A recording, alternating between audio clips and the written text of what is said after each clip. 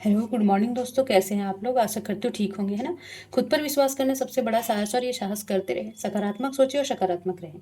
सकारात्मकता ही वो ऊर्जा है जो आप लोग को बैड सिचुएशन में लड़ने के लिए, उसे आगे निकलने के लिए, उसे हैंडल करने के लिए ऊर्जा देती है और उस ऊर्जा को बनाए रखे, है ना। तो देखिए मैं ना प्रीवियस ईयर क्वेश्चन को करा रही हूँ अभी, है ना।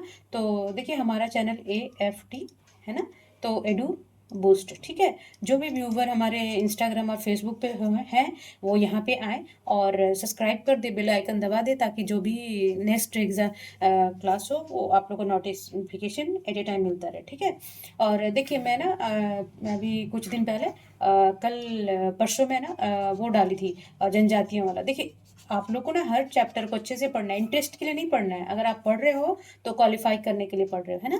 तो आप लोग ना देखिए हमेशा हर चैप्टर को आपको वेटेज देना पड़ेगा ना, उसको वैल्यू देना पड़ेगा। मान लीजिए कि जनजातियों से 10 पूछ लिया, ठीक है, तो फिर वो कहाँ से करेंगे कवर, है कि नहीं। जब आप उसका फीचर नहीं जानेंगे, उसका नेचर कैसे जनजातियों से पूछने का है, तो उससे नहीं बनेगा ना जी। इसलिए हर टॉपिक पे कंसंट्रेट करें। मान लीजिए जनजातियों से 10 क्वेश्चन पूछ लिया और अब 2 नंबर के लिए रुक गए, तो इसी वजह से ना कोई भी टॉपिक को, चाहे हमें इंटरेस्ट आए या ना आए, हमें पढ़ना पड़ेगा।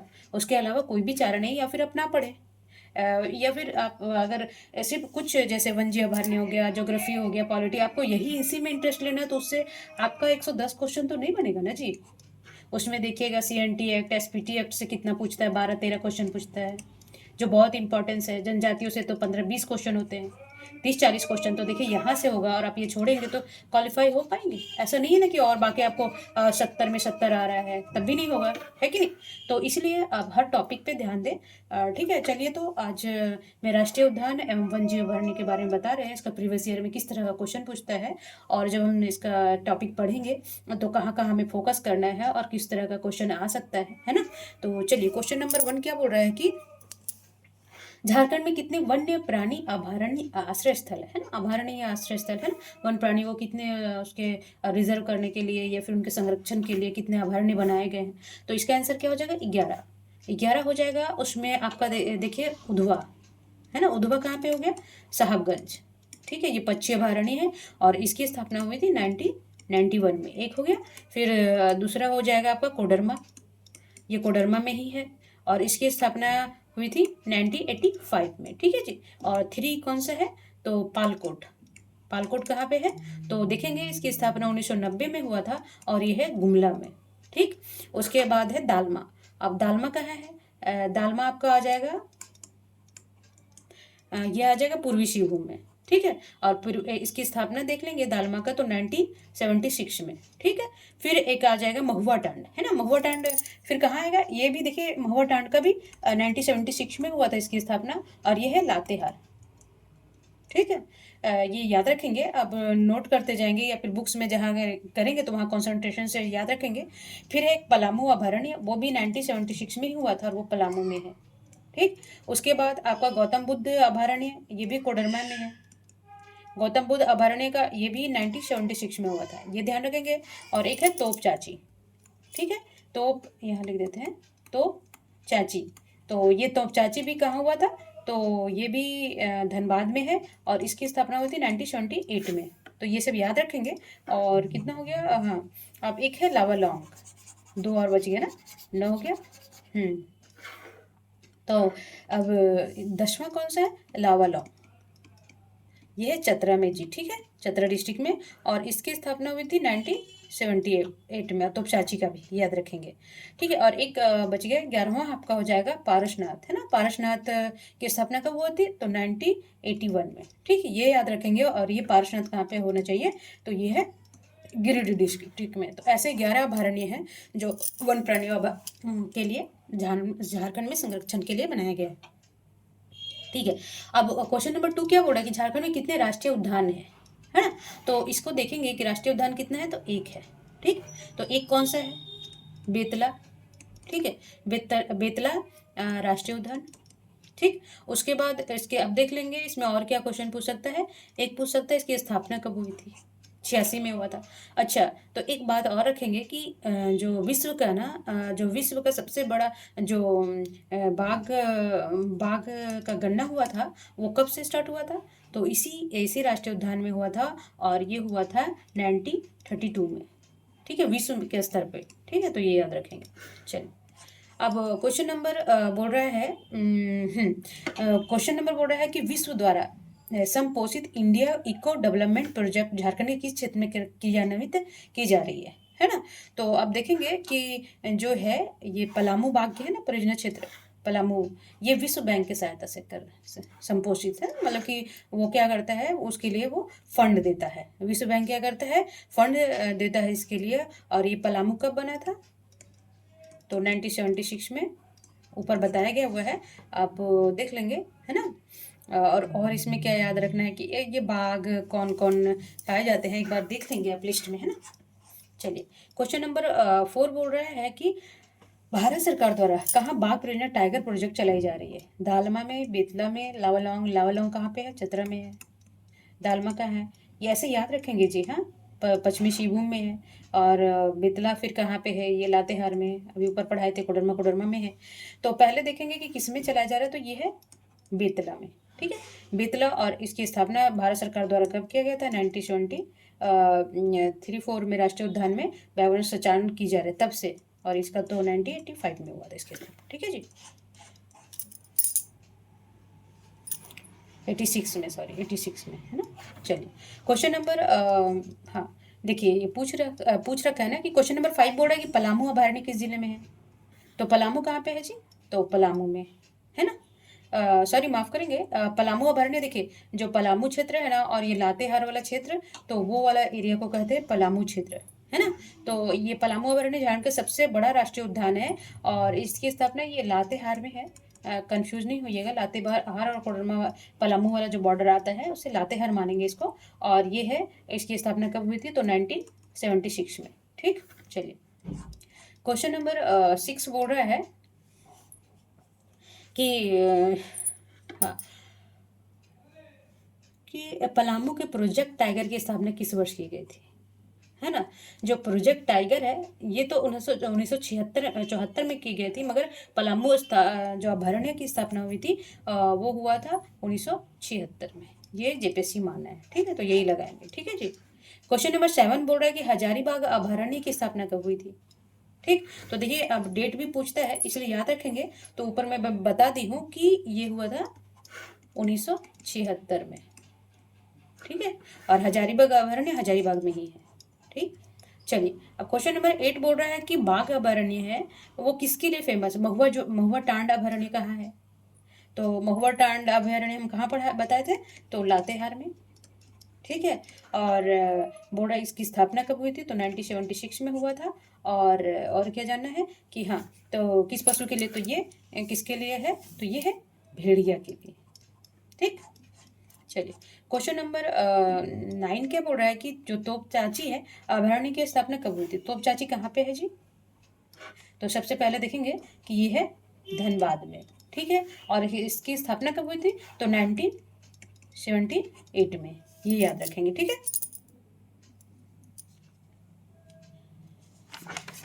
चलिए, अब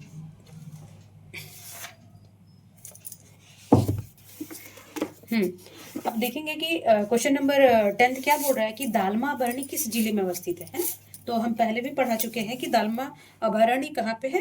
तो चलिए, क्वेश्चन नंबर 10 देखेंगे कि दालमा अभयारण्य किस जिले में अवस्थित है, तो ये है पूर्वी सिंहभूम में। ठीक, और इसकी स्थापना भी हम बता दिए थे आगे कि इसकी स्थापना भारत सरकार द्वारा कब हुआ था इस दालमा अभयारण्य का, तो हुआ 1976 में। और ये कहाँ पे है, तो ये है पूर्वी सिंहभूम में। ये याद रखना है, 2-3 बातें याद रखना है। देखिए सभी बातों को तो हम और चैप्टर में करेंगे, मगर जहाँ पे यहाँ पे जो जो याद रखना है ना, हम वही याद रखेंगे। ठीक है जी। अब देखिए लावालौंग, है ना। देखिए अभयारण्य कहाँ है, यही पूछ रहा है। ठीक है, तो लावालौंग कहाँ पे है, तो ये है चतरा में। और इसकी स्थापना भी हम देख लेंगे कि कब हुआ था। जो लावालौंग का हुआ था ये 1978 में। ठीक, चलिए, आप देखिए कोडरमा अभयारण्य का देखिए पूछ रखा है हर साल ना, प्रीवियस ईयर आप देखेंगे तो कोडरमा अभयारण्य की स्थापना कब हुई थी, तो 80 में, 83 में, 85 में, 90 में। तो देखेंगे इसका स्थापना कब हुई थी, 1985 में। और ये कोडरमा में ही है। ठीक है, और एक और है ना गौतम बुद्ध अभयारण्य, वो भी कोडरमा में ही है, याद रखिएगा। ठीक है, चलिए, क्वेश्चन नंबर 13 बोल रहा है कि हाँ, पालकोट, जो पालकोट श्रेणी या फिर भरणी पूछ देगा तो पालकोट कहाँ पे है, तो ये गुमला में है। ठीक है, तो ये याद रखेंगे कि पालकोट कहाँ पे है, तो ये गुमला में है और इसकी स्थापना कब हुई थी, तो 1990 में, 1990 में इसकी स्थापना हुई थी। अब देखेंगे क्वेश्चन नंबर 14 बोल रहा है कि जो पारसनाथ अभयारण्य है, पहले हम देखेंगे कि है कहाँ पे, तो ये है गिरिडीह।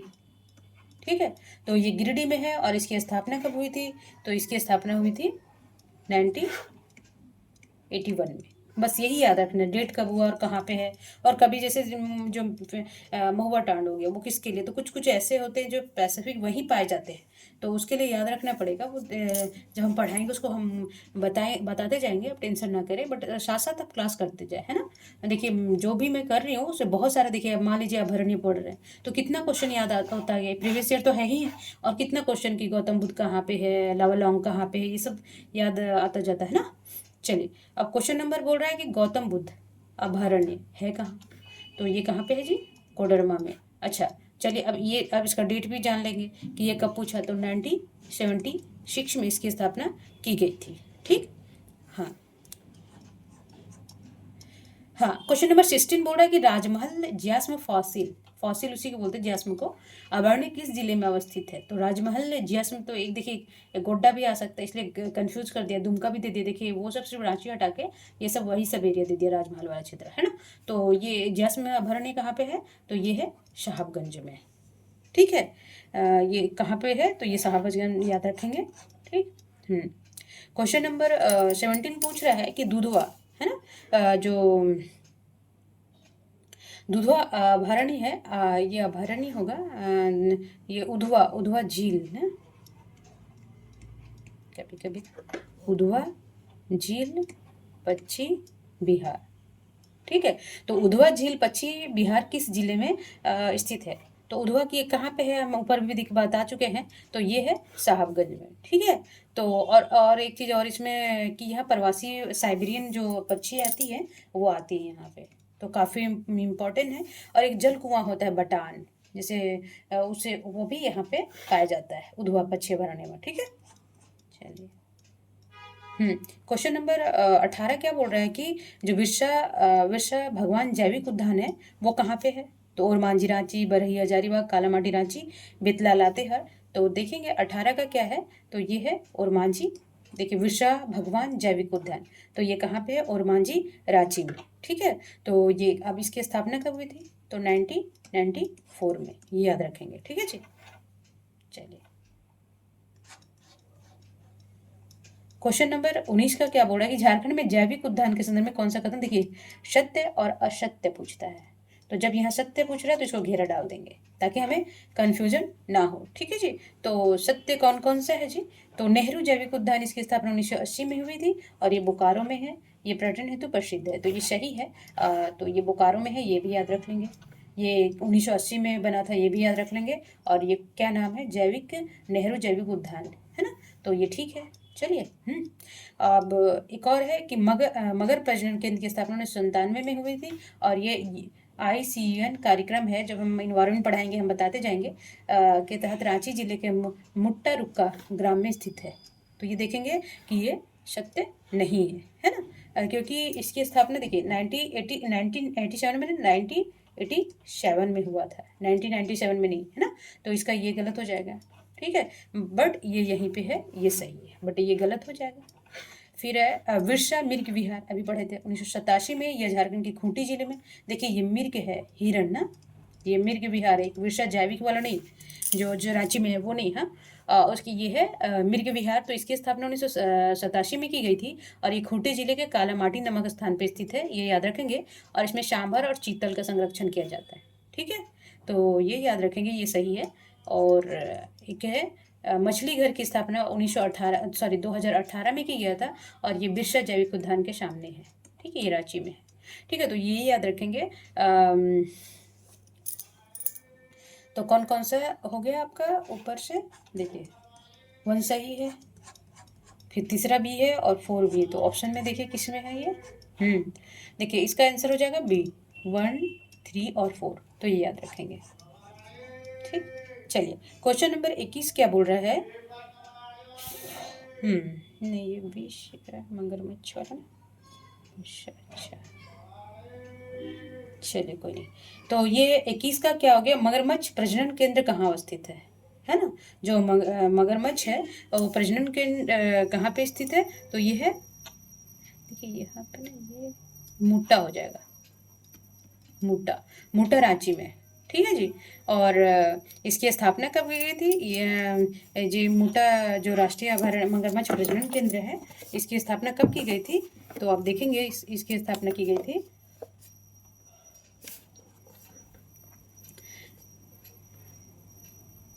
मुट्टा। पहले देख लेंगे कि ये कहाँ पे है। तो ओरमांझी में है ना मुट्टा, वो क्षेत्र में, रांची में, बस यही याद रखिए इसमें। ठीक है। अब क्वेश्चन नंबर 22 बोल रहा है कि झारखंड के किस जिले में जवाहरलाल नेहरू जैविक उद्यान है ना?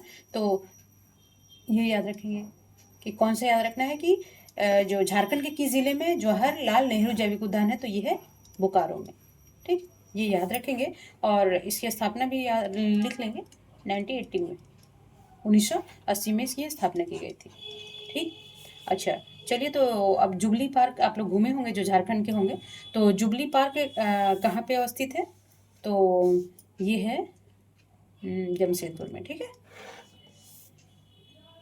और ये कभी कभी पूछ देगा कि ये किस गार्डन के, तो एक मैसूर में ना, मैसूर में कौन सा गार्डन है? वृंदावन। वृंदावन गार्डन के तर्ज पे ना ये बनाया गया है। ठीक है, जुबली पार्क। चलिए अब देखिए इसमें सुमिलित करना है ना। कि तिलैया पश्चिम बिहार कोडरमा, ये सही है या नहीं, है ना? तो देखेंगे कि ये सही है। तिलैया कहाँ पे है? तेनुघाट पक्षी अभयारण्य। तो तेनुघाट कहाँ पे है जी? तो ये तेनुघाट है बोकारो में, ये भी सही है। अच्छा, तो चंद्रपुरा पक्षी विहार, ये गिरिडीह में नहीं है, चंद्रपुरा बिहार है बोकारो में। चंद्रपुरा पढ़े ना, गोलवाश्री हम पढ़ाए आपको। और ईचागढ़ पश्चिम बिहार, सरायकेला खरसावां। तो देखिए पहला क्या है कि तिलैया पश्चिम बिहार कोडरमा में से, ये तेनुघाट पश्चिम बिहार बोकारो में, और चंद्रपुरा पश्चिम बिहार ये गिरिडीह ना होकर बोकारो में है, और ईचागढ़ पश्चिम बिहार है सरायकेला खरसावां। तो ये गलत हो जाएगा। तो 1 2 और एक 4, तो इसका आंसर क्या आ जाएगा? बी। ठीक, चलिए क्वेश्चन नंबर 15 बोल रहा है, 25 बोल रहा है